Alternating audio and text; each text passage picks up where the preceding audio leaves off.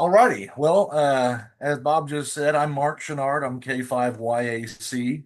I won't get too deep into it here because I've got a couple slides as to how I became involved, a little bit about my background and so on. So we'll just drive on here with a little overview of the brands here. So Tenadine, that's what the initial interest was, I believe. So we'll start with Tenadine. It's actually the younger company of the two, but it was founded in 1986 by Chuck Brainerd in Fort Collins, Colorado. He then moved the company down to Junction City, Texas. I don't know what year that occurred. He was an employee for what is now Times Microwave, a very good engineer. I've only spoken with Chuck a couple of times. Kind of got the feeling that he wanted to be left alone with antennas after all these years. I think he's in his early 90s now, but still very sharp. And I was, you'll find out as we go on here, I wasn't really after Tenadyne when I got into all of this, but I'm happy to have the brand here. I didn't know much about log periodics, but Chuck was an excellent engineer, and we really are happy to have the products here. So he developed a lot of the LPDA models. That's log periodic dipole array for anyone that may not know. A lot of his focus was with government contracting. He did some work for the Navy research labs. There were log periodics all over the rooftops of embassies around the world, so he had a pretty broad reach when he had the product line there. He ran the business for about 15 years and sold to Roger Greenfield, who took the company up to Alto, Michigan around 2001. And much like myself, I think Roger pretty much baked the cake. I think that he and Chuck worked together on a few models down the road there. I'm not sure exactly when the HD line came about. We'll cover that more in a moment. It's now the XD line. I'll explain why here shortly. But I think they may have worked on that together, but the notes going back that many years are not real clear. And so, anyhow, much like Roger, I don't tinker with the log periodics too much as far as from a design perspective. I just build what's already been established. They work very well. And then in 2021 is when I acquired Tenadyne from Roger, and we moved operations from Michigan to Collinsville, Oklahoma, which is just north of Tulsa. So you see there it says acquired by 11 Bravo. That's my parent company. We do business as Tenadyne now. That's the registered trade name. It used to be Tenadyne Corp., then Tenadyne LLC. We kind of wanted a clean break from those entities, so to speak. So, but going on 40 years in continuous operation. Next year will be 40 years since it was formed. Cubex Quads goes back a bit further. I meant to mention, you probably figured out that's Chuck in the upper right-hand corner back in the 60s, I believe. And then that's Roger Greenfield when I visited him at his shop a few years ago. So moving on to Cubex, founded in 1957 in Altadena, California.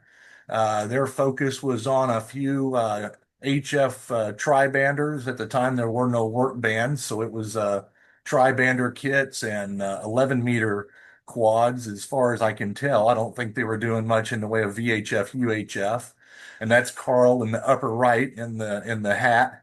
Then it moved to Florida when Norm Alexander purchased Cubex and moved it down to where he lives, all the way across the country. And Norm contributed quite heavily to the Cubex product line. He designed and built most of the Expo series and the VHF, UHF quads that we'll see here in a moment.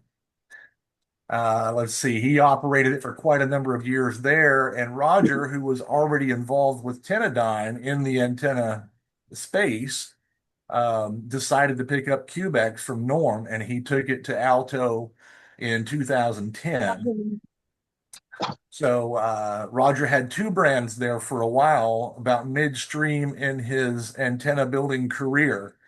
And it's a lot to take on, I'll tell you. I think that he probably, well, I don't want to speak for Roger, but um, Cubex is a lot to deal with. There's a wide variety of models involved, and the part count and shop procedures are uh, quite lengthy compared to Tenadyne, and we'll figure that out why that is here in a moment.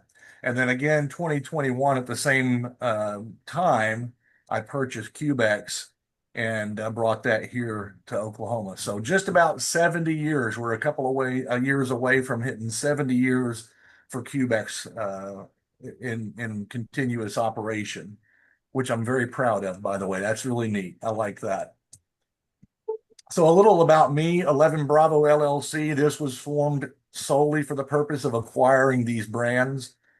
Of course, I wanted to use the trade names. They are well known and been around a long time, but we wanted a clean break from any prior activity and just wanted it to be structured properly in case there were other things I wanted to do with the company. So I think Roger ran Tenadyne LLC and Cubex was just a product line under Tenadyne. So I structured mine a little differently.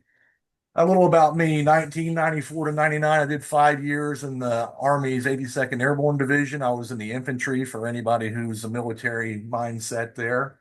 I was licensed in 1995 as a Tech Plus. I was trying to get my general before going overseas. I was stationed in North Italy for 3 years, and my dad, K5YAA, he encouraged me to get my ticket and thought we might communicate once in a while on HF. I could not get myself to the 20 words a minute on the code. I only had about a month to do so and just couldn't get there. But I was a pretty solid 15 and just didn't get through the code requirement, but did have my code requirement for tech, so I enjoyed CW for a long time there. Got my GROL in 2002, upgraded to amateur extra. Now my call K5YAC, much to my dad's delight. I say that jokingly because mom also went and picked up K5YAB, and not sure he was as thrilled as we were about that that assignment because he was K5Y double A's. We had AB, AC. Anyhow, it was funny between mom and I, but I didn't like my original call, so I'm happy to have the five-letter call. I got my associates in applied science and electronic engineering technology in '03. Got my pilot's license in '04. I worked a few years in biomedical engineering after I got out of school. That was a neat experience to work in the medical field. And I worked in oil and gas for about 14 years in a variety of roles that are listed there, mostly as an engineering tech. And during that time, I went back to school and got my BA in business administration. I was told that I had capped out on salary without a 4-year degree. So I said, where do I sign up? And I went back to school and got my raise. So, anyhow, that's a little bit of my background. I also like general aviation. I've built my own airplane. You can probably see that on QRZ. When you get a minute, Scratch built that thing. Took me 11 years, and it's right out here in the shop next to where we build antennas. Let's see here. EAA member. I was the president of our local Experimental Aircraft Association chapter here in Tulsa for a number of years.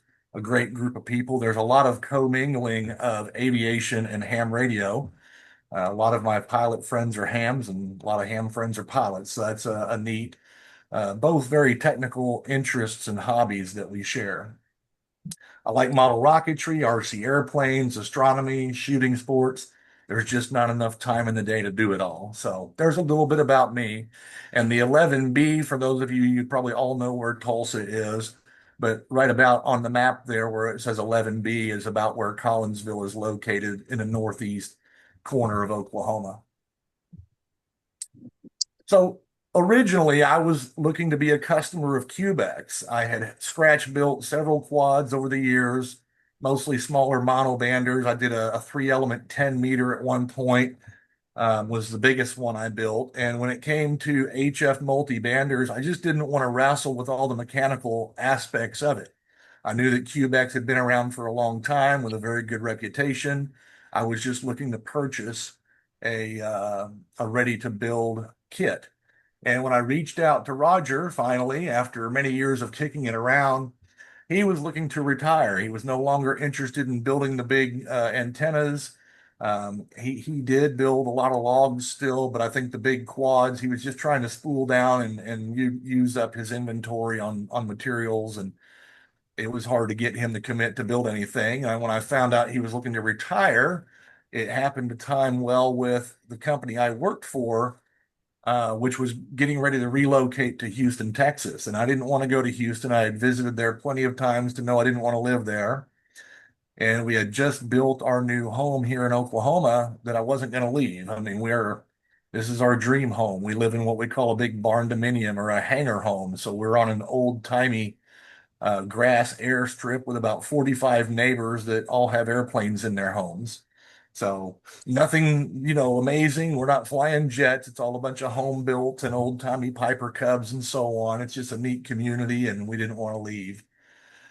So I really wasn't looking for an employer either. I didn't really want to start over. I had worked pretty hard with the company I was with for those years, and didn't really relish the idea of starting over with a whole new set of faces and politics and all the things that go on in the corporate world. So I considered Roger's predicament, and we discussed the sale of his brands, which he said he would not split. Hey, I couldn't just buy Cubex. It was all or nothing. So we struck an agreement over the summer, and that fall we closed the deal, and I brought both of them here to Collinsville. And that, if you've ever heard Tor LA4UOA in Norway, he's got a booming signal, and he's had that quad up for about 12 years now. Totally no problem whatsoever. It's never given him any fits, and I don't think he gets real high winds or anything there. However, I can tell you they'll take a lot of wind. I've seen 85 miles an hour uh, at least twice on mine, and many times over 60 to 70. So they're pretty tough. This was moving day. I drove a 24-foot box truck from Michigan down to Oklahoma. When I first got in that thing, I was all nerves. It had me tensed up, and I was doing everything I could just to keep it in my lane. I had a 2,000-pound mill in the back, along with lots of materials and different items. But by the time I hit St. Louis, I was eating a cheeseburger, sipping a Coke, and driving with my knees. It was just no sweat at all. It was just took a little getting used to, but it was a really nice ride actually once I got accustomed to it. In the early days, the shop was fairly bare bones. We were using some of the same equipment that's been involved with these brands for decades. On that lower right picture, you can see that old drill press in the center. I think that's from the 1960s, and it still works great. And I've got another Craftsman drill from Tennedyne. It's most certainly from the 80s, and it also works well. Sorry, I've got my Vara HF chiming over here. But we've made a lot of improvements to the shop. We've got a dust collector system now, and continuously trying to improve where we can, just operations and workflow, which we'll talk about some more here in a moment. The fellow on the front loader there, he passed away a couple of years ago, a good neighbor friend of mine. Thank goodness he had that front loader because that plucked the mill out of the back of the truck, no problem.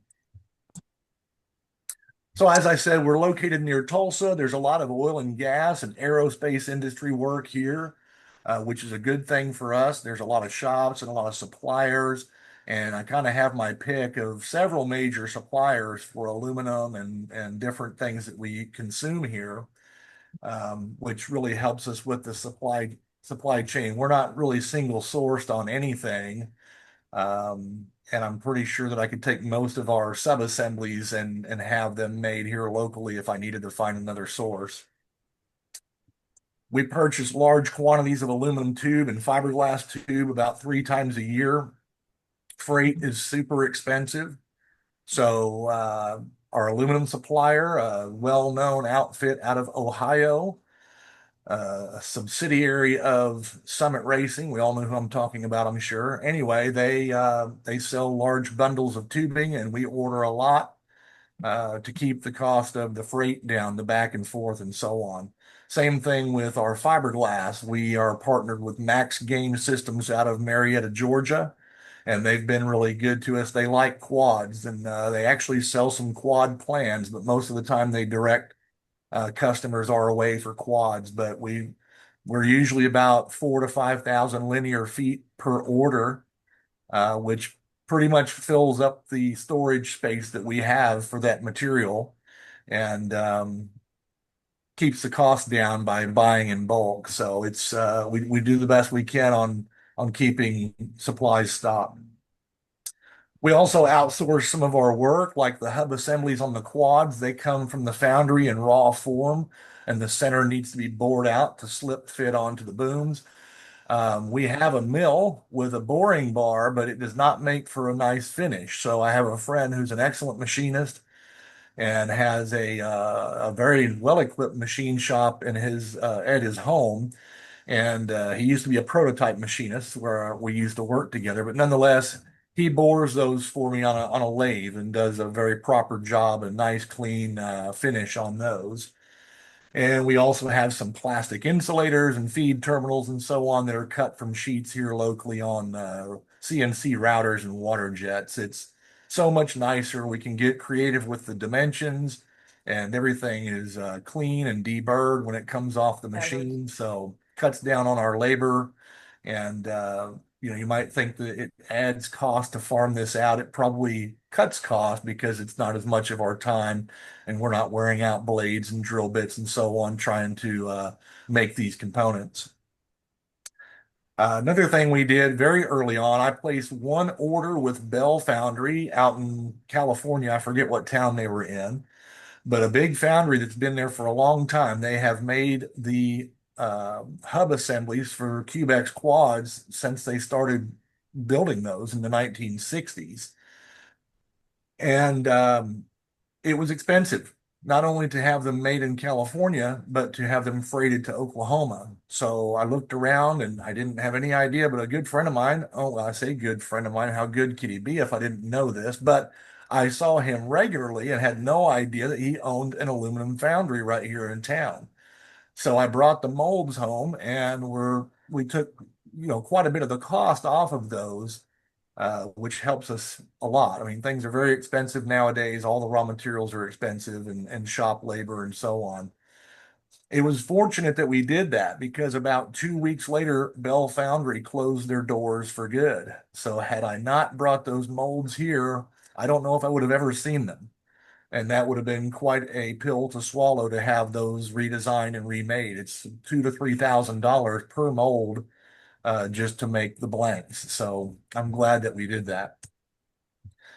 This is my helper, my son Tyler. He is a 21-year-old, very well-adjusted young man. He got his general class as W5EAA, that stands for Experimental Aircraft Association, back in 2018. It was actually he that asked me one day, "Didn't you have a radio station when I was a little kid?" I said, "I still do." So we drug it out of the closet and put a piece of speaker wire in the back, and we were scanning around just listening to signals, and the bug bit us both. And Tyler got interested and got his ticket. So that's him operating his K3 set on the lower left there. He got his private pilot's license at 17. He's now ready for his instrument check ride. He's just waiting on weather to allow him to get out and do that. And he's also a student at Oklahoma State University working on his bachelor in aerospace administration there. He's a great shop hand. He has built models his whole life. I built a workbench in his bedroom when he was about 4, and he was always putting together rockets and tinkering, and just like I hoped that he would. And he learned a lot about instruments and measurements and all these things at a young age. So it's helped him in his technical abilities, not only in the shop, but with his pilot career. And he's one of the few young people that I know that still turns a wrench on his own vehicle. So his friends are always amazed. How did you know how to do that? He changes his own brakes, which was commonplace some years ago, but nonetheless, he he's a good hand. So he builds almost all of our VHF, UHF equipment, the quads on the quad side, and handles a lot of our material movement, supply chain, and various things like that to make sure we're not running out of critical nuts and bolts. He does have aspirations to be a professional pilot, so I've probably got him here till around the end of 26 or early 27. And we're doing everything we can all the time to streamline processes, simplify things, and just make the gears mesh a little bit better. Because when he's gone, it's going to be just me, and I'll be similar to Roger in the sense that it's just one person. I'm doing everything from answering the phone to quoting to working in the shop, supply chain, procurement, everything. So we pride ourselves on the quality of things that leave here, and that won't change. But much like with Roger, one of the main complaints that I think he received from people is he was slow. Well, but many of them understood that it was just him. And so I may have to hope that others see it that way in the future, but we'll keep going as long as we can. All right, let's get to the product lines here, and we'll start with Tenadine.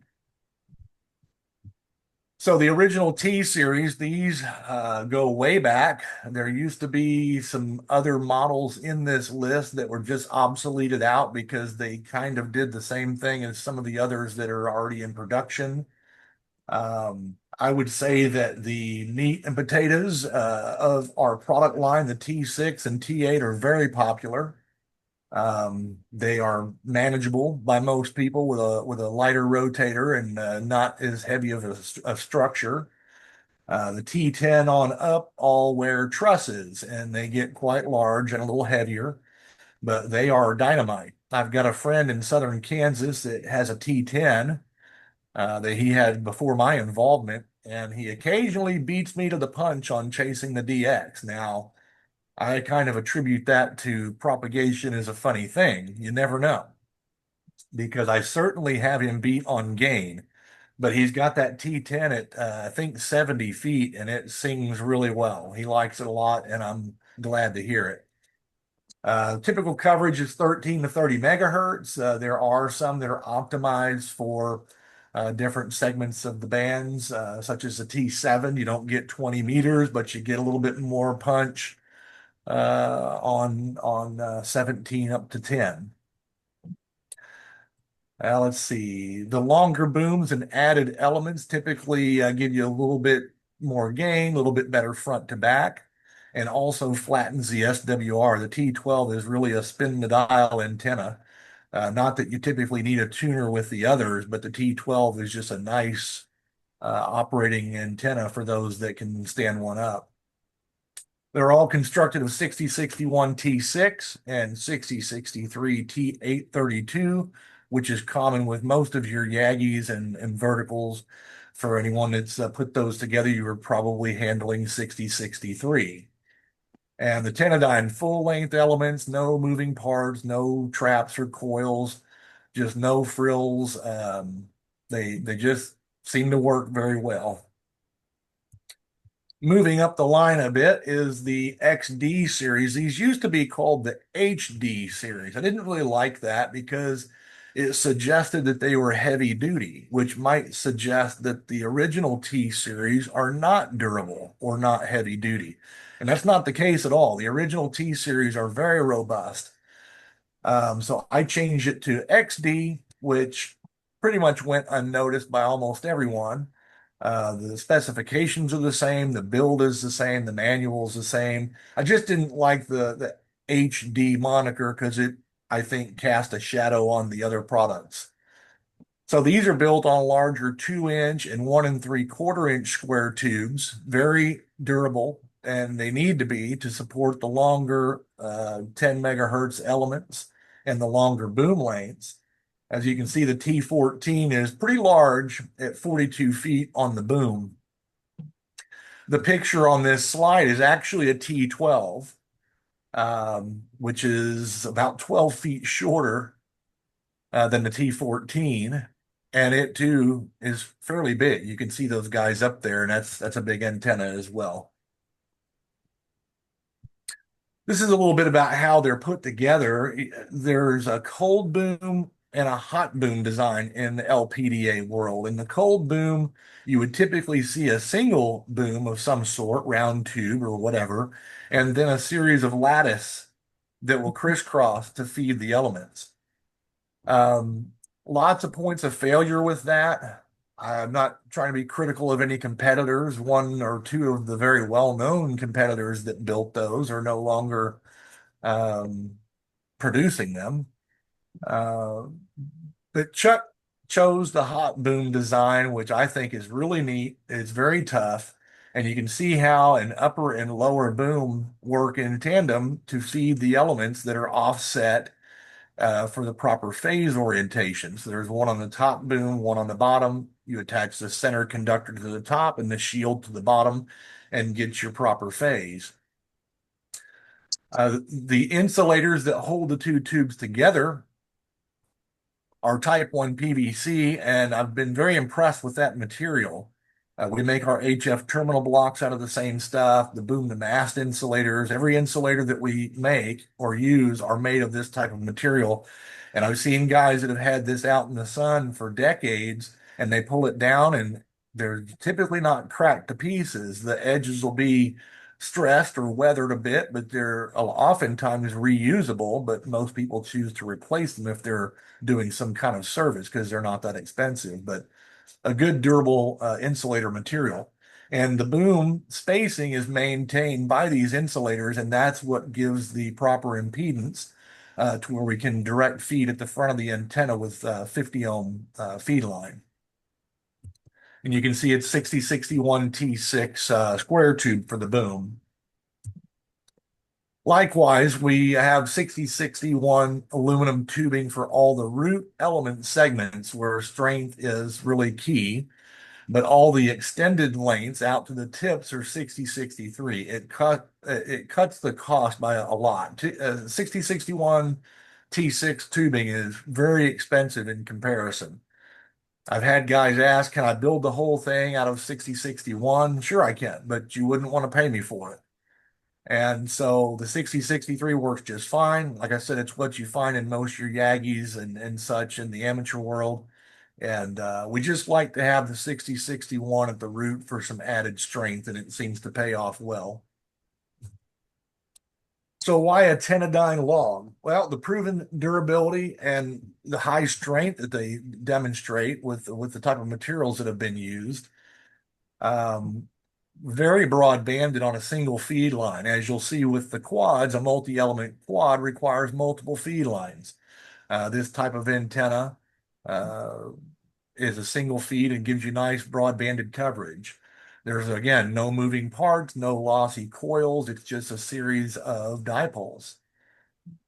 And this allows for ultimate frequency agility. There's really nothing to adjust. There's no waiting. It's just ready to go. Everything is all set. And I find that they're using LPDAs a lot in high-speed trading, an area I haven't delved into yet, but I would like to because it's becoming more commonplace. Then there's a lot of applications for LPDAs that I'm sure you're aware of. But you can see they like to be pointed into the wind. They tend to shed wind a little bit better rather than being broadside to the boom. I know this isn't always possible, but for instance, around here, most of our heavy storms, the winds and storms come out of the south. And if I have an opportunity to turn my antenna into the wind, I turn it towards the south. All bets are off when Mother Nature comes through, but it just seems to have a little bit better survivability if that's possible. Not to say that they fold up regularly, but there is more wind load broadside to the boom. And then you can see the ice up on the top. That's a T6. And the customer claimed that there was 2 inches of radial ice on there. And you can certainly see the icicles hanging off the antenna. And that's a pretty good testament. Look at those trees in the background. There's a couple of them, well, several that are snapped off at the top. So those were fairly heavily loaded. We had a similar ice storm here in Oklahoma back around 2007, I believe, and it was mass destruction. It sounded like a battlefield at night with trees snapping everywhere. And I know of a couple of friends that lost their whole towers that came down during that storm. So just a very simple, no frills design that works very well. I had a customer early on over in Virginia that bought a T8 from me and put it up at 62 feet. And we jumped on the air one day and he put it at me and he was S9 plus. and he rotated the thing around, and I off the sides I had him barely an S1, and off the back he was about an S3. So certainly good directivity and gain with the log periodic. I'm impressed by the design. In addition to the LPDAs, we also have a couple of terminated folded dipoles that Tenadyne has produced. And they've gone through some variations. They had a 3 wire and then a copper 2 wire. They finally settled on an all stainless wire 2 wire design that works really well. I've got a 120 footer, and this is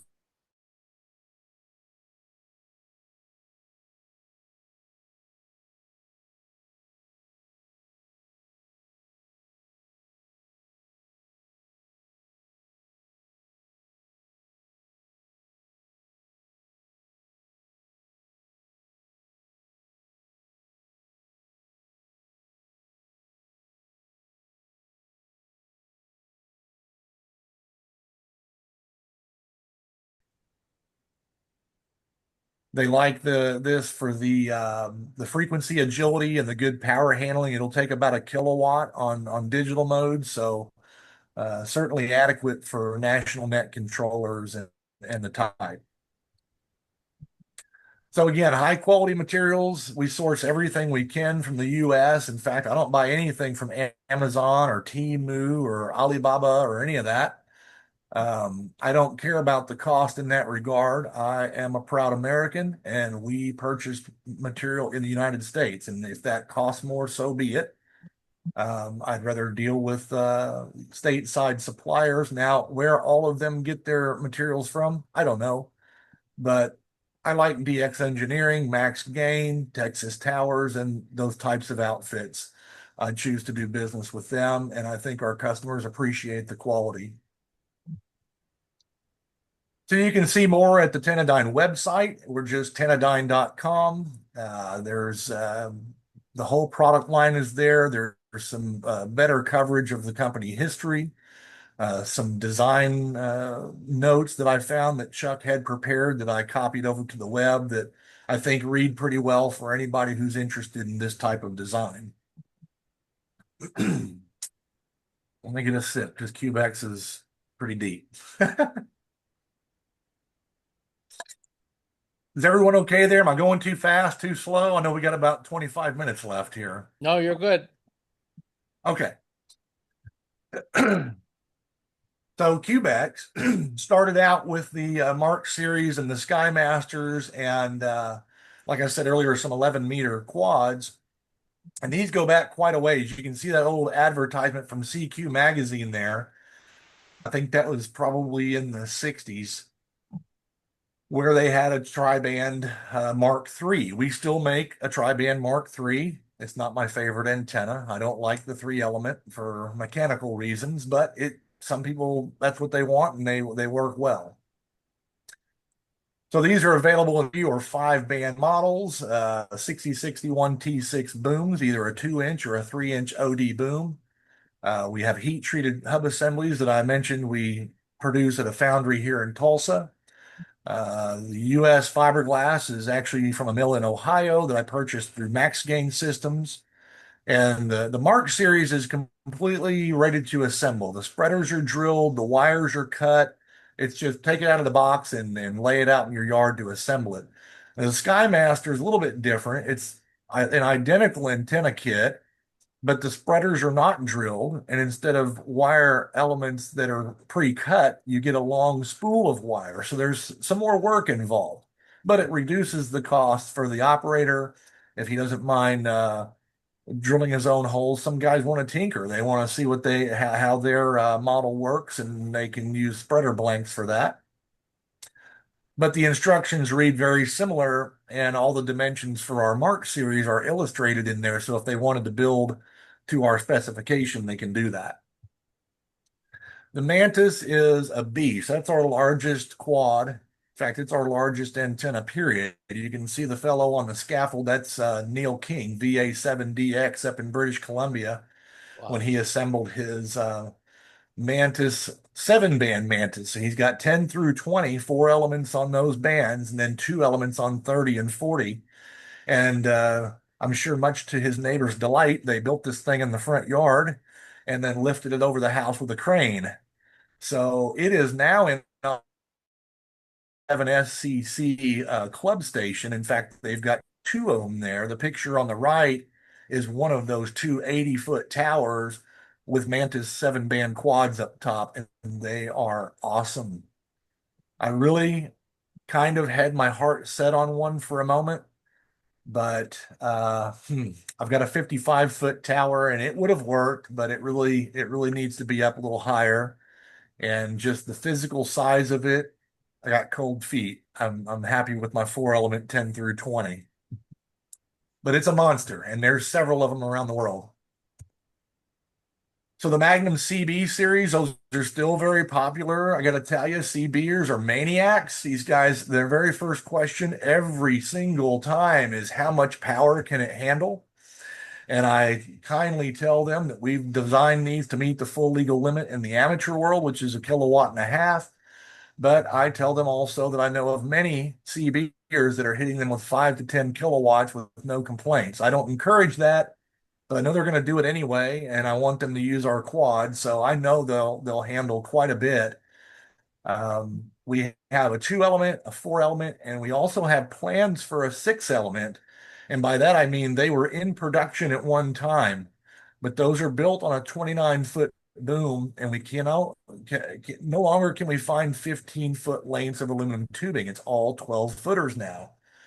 And that makes for some mechanical clearance issues. It makes for a three-piece boom instead of a two-piece boom. So our 6 element, while it's still advertised on the website, and I would build one for a crafty individual that understands the challenges, we they're really not in production right now. But gosh, those guys are nuts. They would have me build them an 8 or 10 element if I would, but I won't.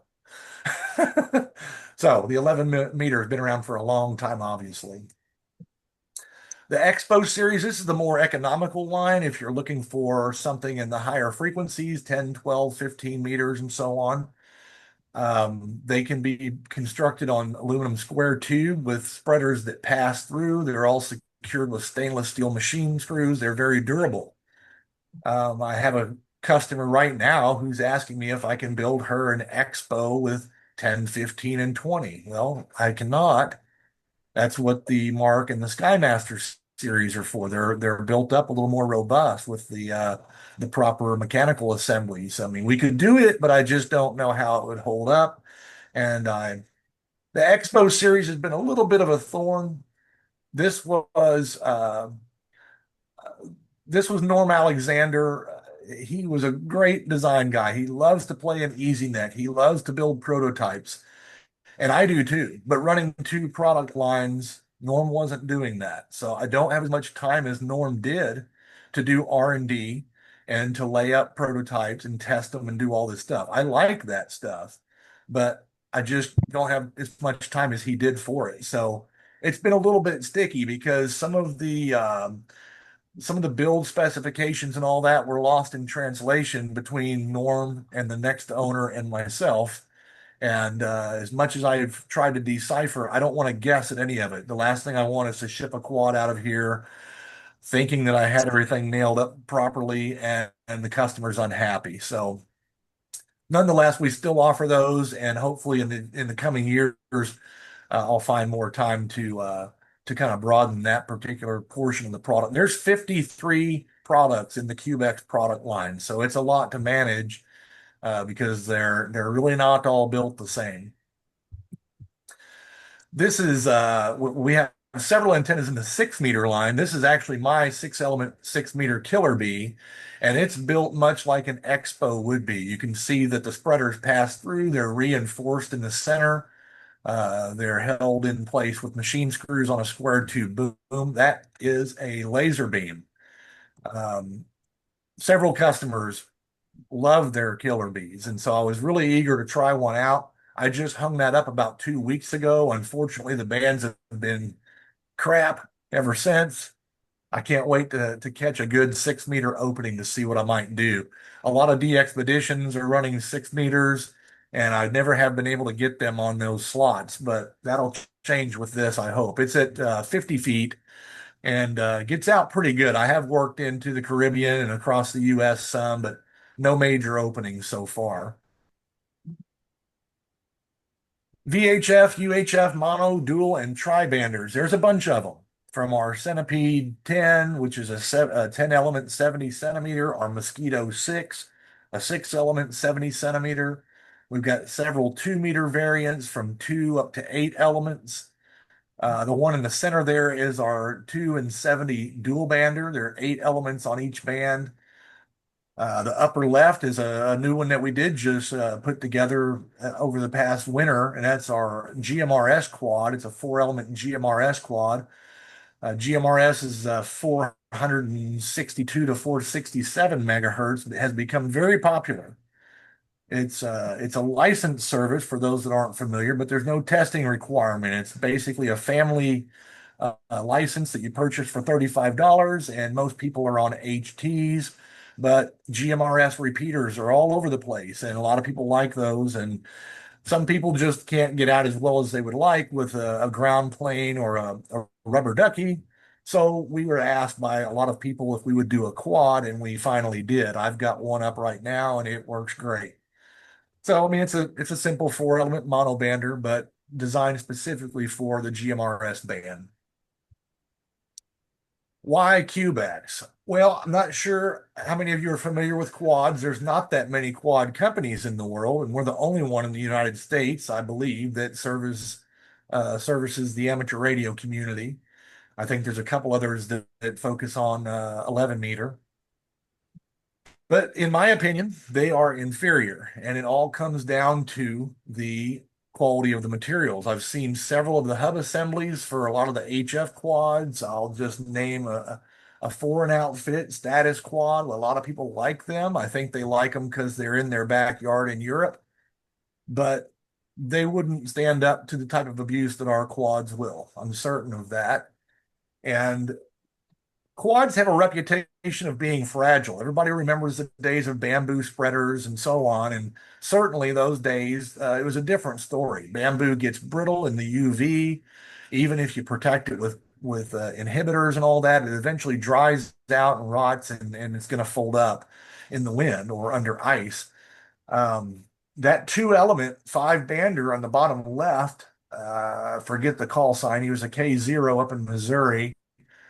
I wouldn't think that thing would straighten out, but sure enough, that picture in the center is after the ice melted. So I was very impressed with that.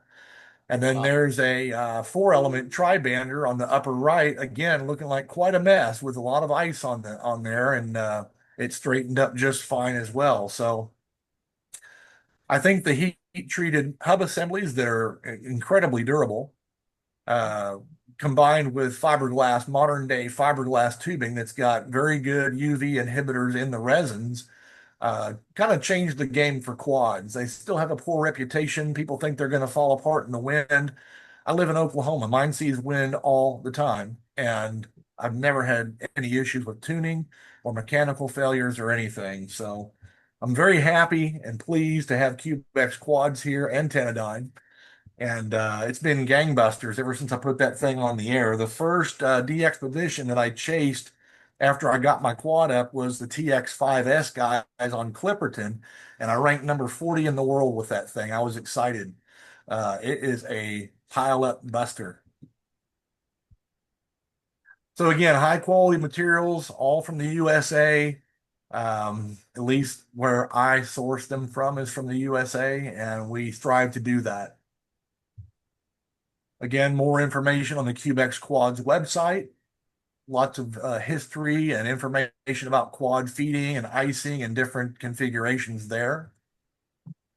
And this is a picture I threw in. This is my quad in the Oklahoma night sky. It's at 55 feet. I tested it initially all by itself, but I had this 40-meter dipole that I liked. I don't have anything on 40 except for a vertical, and that wire that you see in the background will function there as well. But it worked really well all by itself. And I had a customer with a Mark III, a 3 element quad, and he put a 2 element 40 with the elements on the front and back of his boom. And he said, Mark, there was no interference. It tunes exactly the same, and both antennas work great. And I thought, well, I'm going to tuck my 40-meter dipole back up in there and same for me. I didn't see any change in performance. The cross section of the dipole is so minor that the wires don't really see it, and the wires don't seem to impair the performance of the dipole either way. So I was able to use that antenna. It looks kind of funny, but it works well. And in the background there, you can see the top of the 120-foot folded dipole, and that was the I don't know how you pronounce that, but the Atlas comet that was in the night sky. I think it was last year I caught that. You can kind of see that in the background. And that's a wrap on the two product lines there. So I'll be happy to take any questions you guys might have. I've got a question. Yeah, It's my understanding, and please correct me if I'm wrong, that typically a quad performs better lower to the ground than does a comparable Yagi. I would say that it performs best, not best, let me take that word back. It performs well at lower elevations than you would see for a Yagi. That's correct. I mean, you're typically looking for a wavelength above ground on Yagis and such, and quads with a lower takeoff angle. I should have mentioned that. I think it was in one of my slides and I failed to mention it, but they do tend to perform well at lower elevation. That's not to say that they perform better at lower elevation. They can be up high, but it's just not necessary. I think I mentioned, 70 feet or so for the Mantis 40-meter quad, and it would be ideal to have that up a little bit higher because as the spreaders go, those are 26 foot long. The spreader tips on the Mantis are 52 feet across. So at 50 feet, I could almost reach up and touch that wire. So it needs a little bit of height just for better performance. But it's true. Quads operate well at lower elevations than other horizontally opposed elements tend to. You get your fiberglass from Alan Bond. That's correct. Yeah. Actually, I work with his son Paul most regularly. Yeah. Alan's kind of, I think, taking it easy and turning over the reins a little bit. Well, Alan's, just for information, Alan's late wife was the office manager of the FCC office in Atlanta until she passed away. She actually passed away in the office. I'll be darned. I didn't know that. Yeah. I think Roger had a good relationship with Alan for many years. And I spoke with him a couple times early on, and he obviously wished me well and asked me that I let them know if they can do anything to help with our operation, and they've been good partners. Alan's a class act. He's a good guy.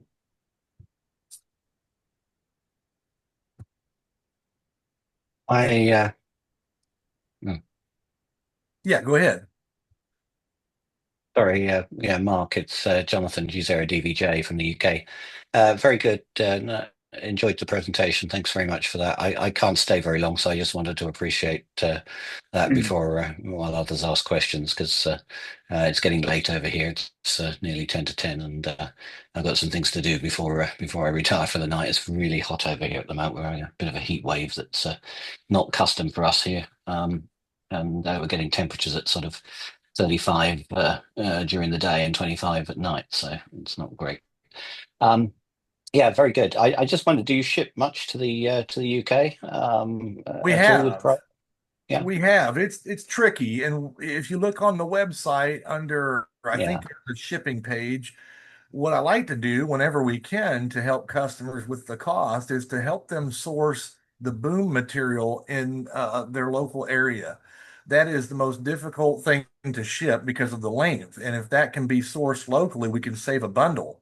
yeah, That way we prepare the spreaders, the wires, the whole kit minus the booms because the rest of it can go via UPS for much less right, cost. right. Yeah, in fact, I'm working with a couple guys in Europe now. One of them is wanting to build a Mantis over in France, and he's all Wow, but committed. He just wants to put his hands on the boom tubing, which I think he's going to be able to find.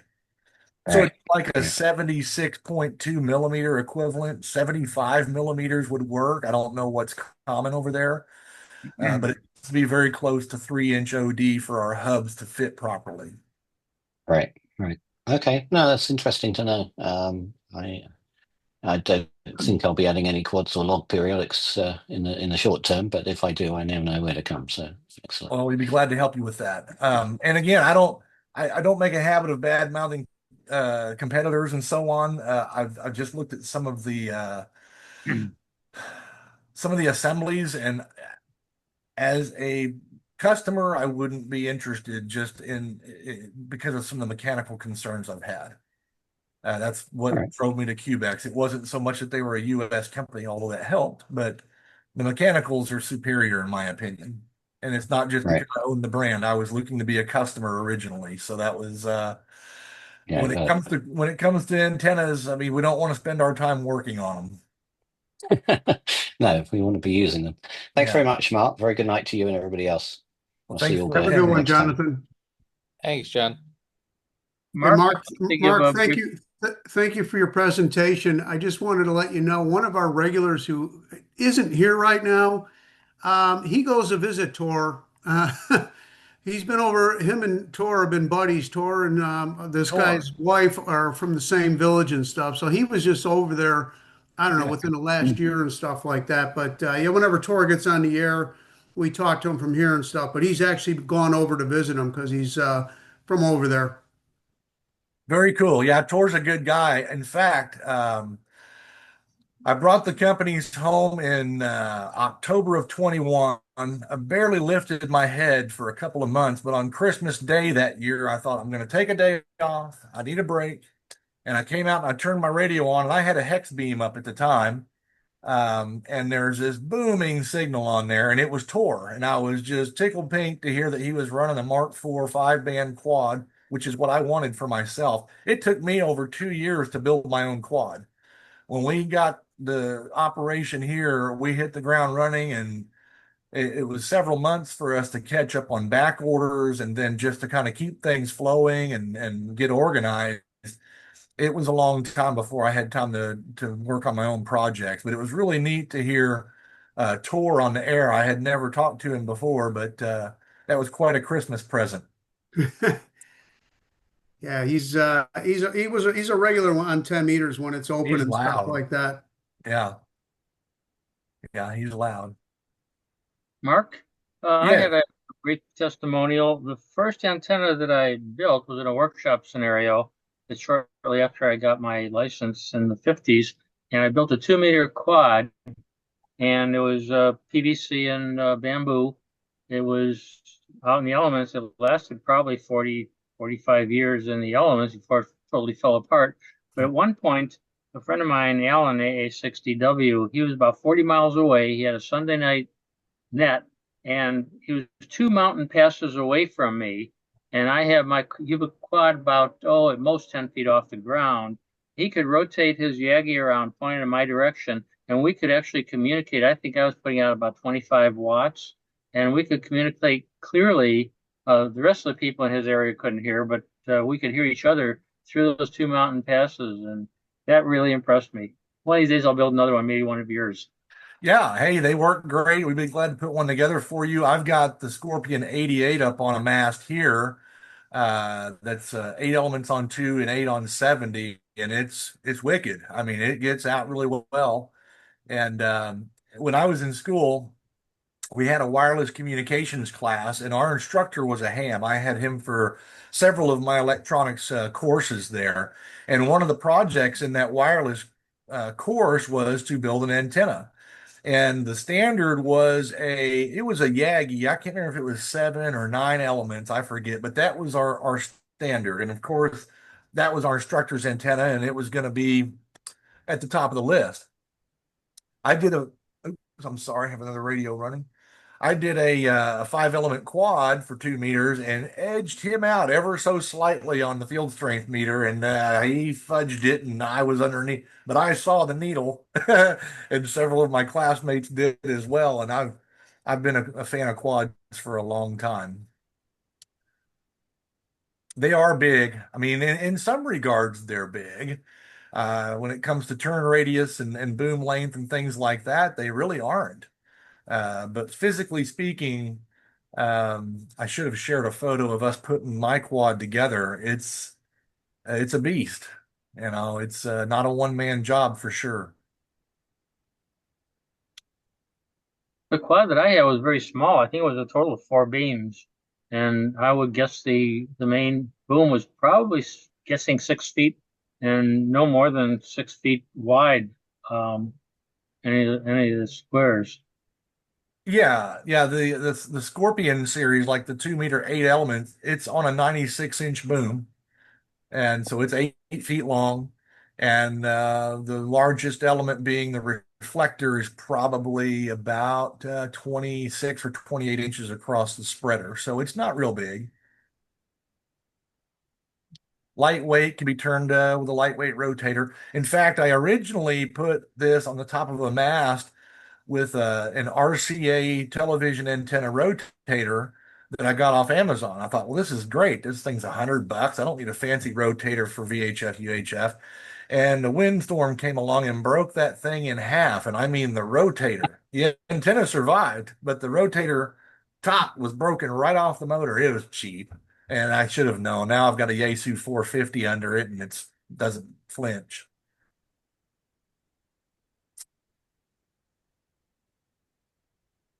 Any other questions? Have you ever gotten involved with the big quads?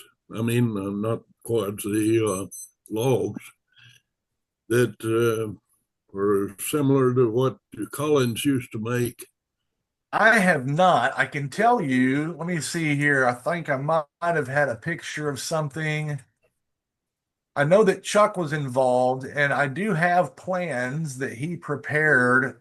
Well, let's see here. I must not have put that in here. Yeah, I don't see it. Chuck was more involved in government contracting than I am. Now, I'm set up for government contracting, but I just haven't pursued it. And it kind of goes back to that whole trying to manage two brands at the same time here. We stay busy with the amateur radio community, and while we do sell a lot of folded wire antennas and some logs to EOCs and some National Guards and things like that, I haven't had a chance to sit down and look at something that might get down to like 5, 6, 7 megahertz. It's very big. I have a printout from Chuck on my desk. It's a completely different design where it's not a dual boom, hot boom design. It goes back to the lattice type thing. There's big insulators. There's trusses for the elements required because they get quite large. I think there was a 40 megahertz model that Chuck built, and the back element was 77, 78 feet long. And that is huge. And the boom was like 65. So I could do it. I think I could pretty much build anything, but there's just not a lot of demand for it. Over the 3+ years that I've had the companies here, I can count on one hand the number of times that people have asked if I do a 40-meter log. It would probably be quite expensive being a one-off deal. It would be great, but it would just be unproven territory for me. So no, I have not delved into that lower frequency set to answer your question. Well, the ones that I've had some experience with were used in ship-to-shore stations for HF, and they went down into the 1.7 Wow. range for that range as well. But there's 5 bands of stuff that goes up to, I think the highest from, I don't remember exactly, but I think somewhere around 25 megs. Wow. And these things were mounted on 220-foot towers, a pair of towers that for one antenna would be sticking up like so, with the cables that come down that support the elements. Okay. The elements are wire. They're not. I know what you're talking about. Yeah. So Yeah, they're fixed in their position, right? They're not rotatable. that's right. And Okay. we had a circle of these that covered 300. Let's see, no, there was three. It was about 35 acres, I guess, altogether, but it made a complete circle. Wow. These were at WMW,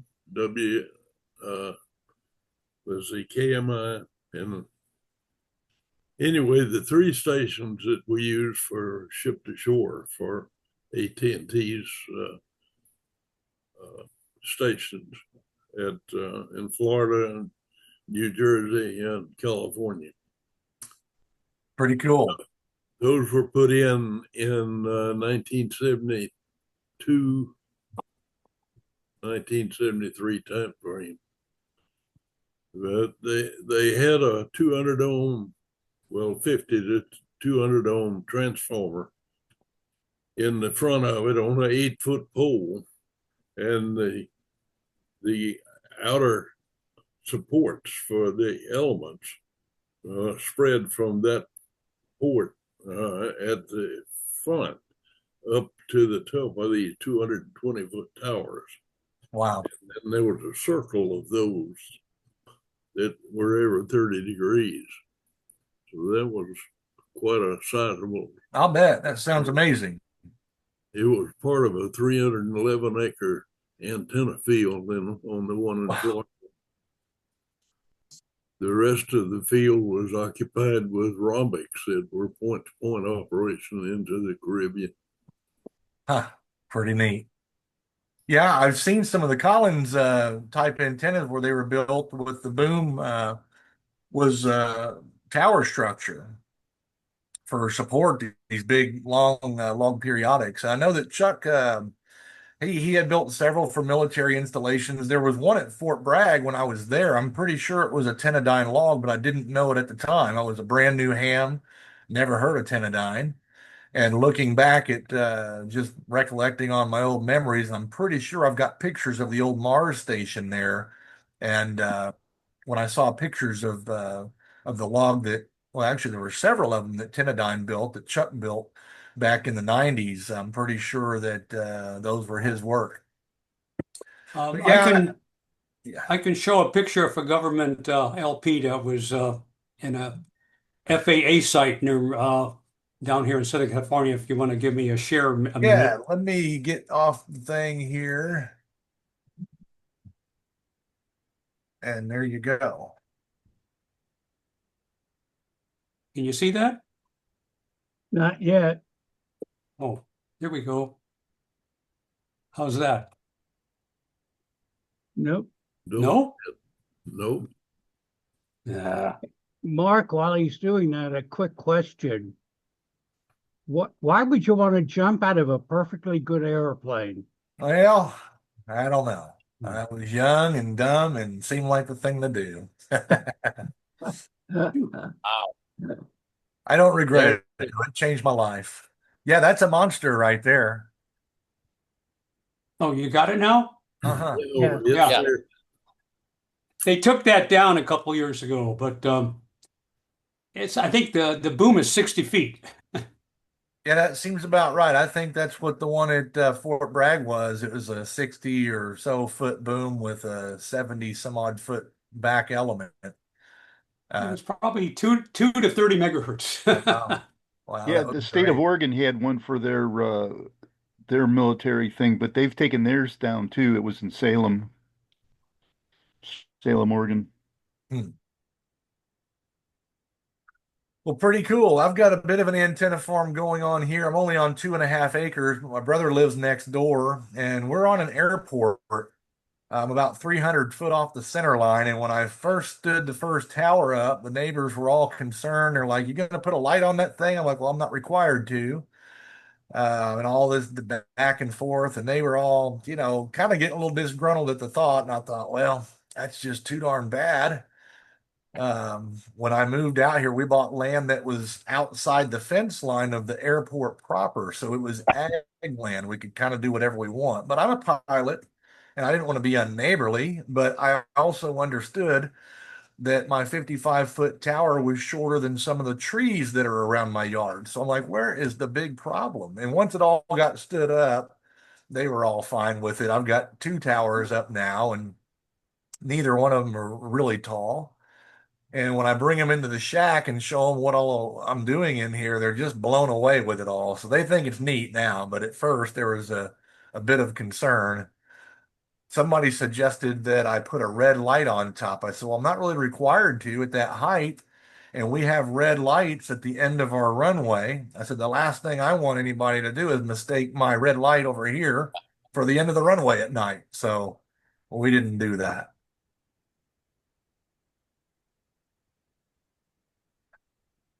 You in the downwind side?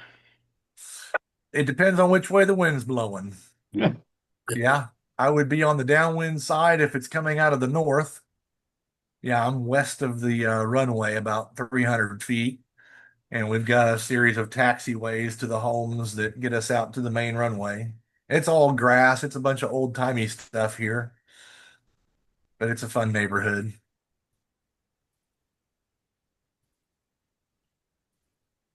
Anybody else have any questions? Well, Mark, I can't thank you enough. It was a wonderful presentation. I think we all learned something. I don't know how many are going to sign a check tomorrow, but we Understand. need a little bit more space around where we live. Yeah. Well, I'm happy to be here, and sorry to keep you in suspense there. I thought about it the other day. I said I've never even told him where I was at here on this stuff. I actually put the presentation together in the last couple of evenings. We've just been pretty busy here, and I knew I would come through, but I hope you weren't stressed about wondering if I was going to show or not. No, I was okay with it. You said you were going to be here, so I took you at your word. And one of our fellows does record this, so it will be on YouTube probably tomorrow. Okay. Well, I hope it plays well, and I yeah, if I said anything out of line about any competitors, well, that's just the way it'll have to be. Oh, no, it was fine. Thank you very much for your presentation. It was just excellent. I think Brian's ready to sign a check, aren't you, Brian? No, I'm not ready to sign a check, but I am going to contact you, Mark, about possibly speaking to another audience. I found it very interesting. So we've got a pretty good sized club here and stuff like that. They do meetings, so I might try and tap. Don't throw that presentation out. Hang on to that. Okay. Now I've got it saved. Mark, you. Allen just signed in. He is my Elmer, AA60W. He has one of your log periodics. Okay. I've got a T11. Oh, I'm getting ready to build one of those. That's a different animal. The T11. It's good though. And I think, let's see, going by memory here, I was trying to think who did that last one. Oh, I can't recall right now, but yeah, T11 is a good antenna. Well, they're all very impressive to me. Lots of Civil Air Patrol and such like that with the T6 and the smaller ones that need that frequency coverage, but the T11 operates a bit higher in frequency and supposedly a really good performer on 6. It also stays on the tower with 60-mile-an-hour winds. Well, that's good to hear. It should. It's rated to 100. The great, Don NK6A and I built it in my garage. We were astounded after hearing all the horror stories. We were astounded how easy it was to build. Well, that's great. Yeah, some people struggle with that, the alternating nature of the elements. The fellow I mentioned in Virginia earlier that built the T8, he first put it together with all the elements pointing the same direction off one boom and the other, and he was basically building a Yagi, and he was frustrated because it didn't tune and play correctly. And our manuals on the back end, there's 2 photos, and those are from him. One of them showing the right way to do the elements, and the other showing how he did it. And it's not uncommon that people get confused and think they all need to go in the same direction, but they need to stagger from one boom to the other, and that's what makes them play. Mark, I'm sorry I got in late because I had work to do on the ranch, but a question, if you've been asked, I'll look at the recording. What percentage of your business is military versus amateur? In the ballpark and say 20. I think it was probably quite different under Chuck. He did a lot of government contracting and military work, but we're probably 15 to 20%. And that would be primarily wire antennas, field expedient type, they can string up and take down easily. Um, yeah, I mean, strictly military, it's not a lot. Okay. I mean, that's a pretty fair percentage, but and it does vary from year to year too, depending on their budgets and how fast they burn through stuff. But we occasionally get a bulk order for wire antennas or um, facilities that need a good long periodic. What's your best seller for amateurs? Probably the T6 and the 8, just because they're manageable. They're fairly lightweight. They perform well. Yeah, those two are for sure probably neck and neck in popularity. I mean, when you start getting into the 10 and the 11, gets quite large and a little heavier, and medium duty rotators are necessary and all that. So, yeah, it's the lower end of things, but I've got a customer in Germany I'm looking forward to seeing some pictures on that purchased 6 T12s, and they're going to be stacked on a 140-foot tower, 3 to Japan, 3 to North America. He's a contester, and I can't wait to see some pictures. It took us a month and a half to build those in the middle of winter, fortunately. But yeah, what a maniac. Crazy Germans, right? Yeah.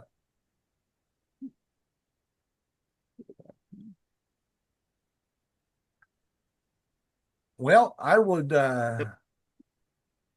entertain any emails or comments or anything you guys may have. My phone rings, it's in my pocket all the time usually. So if I don't answer it, I'm running a machine probably. But if you guys think of anything after we sign off here, I'd be happy to answer questions or provide information that you might be interested in or whatever. And Bob, if you would, I'd like to have that link to the YouTube video when it posts. Yeah, it's I think it's Jesus Zoomers. Oh, your channel? Okay. Yeah. All right. Just Great. Jesus Zoomers. Look it up that way. In fact, all of them are recorded and there on YouTube. Okay, great. I'll look for that. I, always wonder how I present. I used to give presentations at EA meetings and boardrooms and so on, and just kind of okay. But I have to remind myself to not be so critical when it's. I hope I wasn't very critical. I was really just trying to make some fair comparisons between some of the mechanicals, but I try to not do that. No, you Mark- very good. Very good presentation. Absolutely. Very good. Do you want to One more review it question, before Mark. it becomes public? Oh, got a pile up. What was that? Do you want to review it before it goes public? Oh no, that's no problem. It's fine. I'm sure. I mean, it was all factual from my perspective. Are all the antennas as loud as mine? It sounds like an organ playing. You mean when the wind blows? Yeah. I've heard that before. I don't know. Yeah. Put the end caps on the elements. Yeah. I do have some vinyl caps for those tips if you want them. Too late. Yeah. Yeah, you ought to hear my wires sing. There's about 350 foot of wire on that quad, and it's a similar deal, a little bit different sound, I'm sure. You got to put those triangular wind things on them. Right. Make them more draggy. Yeah. Well, okay. If that's it for you guys, that's about all I have. Thank you, Mark, and for the presentation. Very interesting. And I used to own a 2-element quad back in Germany, but here in the US never had the heart to set one up, Yeah. Yeah, I understand. Mark, I enjoyed your presentation very much. And Thank you. one thing that you mentioned something about different feed points on the thing. It's not a single feed point? On the quads, no. Quebec's This used is on to. the log periodic. Yeah, the log periodic is a single feed. It feeds right at the front of the boom and I mean right to the boom. In fact, when we make our chokes, we don't include those with the antennas because some want to build their own. There's different schools of thought out there on how you should feed a log and to each their own, but I think Chuck had it figured out really well. Well, I know the Collins antennas had 200 ohm feed. Uh-huh. They had a transformer, 4-to-1 transformer that Right. the Now this is a direct feed with 50 ohm, and I even had a guy out in California who was doing some testing. He and a friend of his both bought T10 XDs and were really hitting them with a lot of power. I want to say he put 20 kilowatts on there. Now they had different feed lines and they were doing some government project, but the antenna and the insulators all held up. And I mean, yeah, it was interesting stuff that they were doing, but um, he did the calculations on the spacing that we provide between the booms and said, yeah, that's 50, 52 ohms right there. That's perfect. So again, that was not my doing. That was Chuck.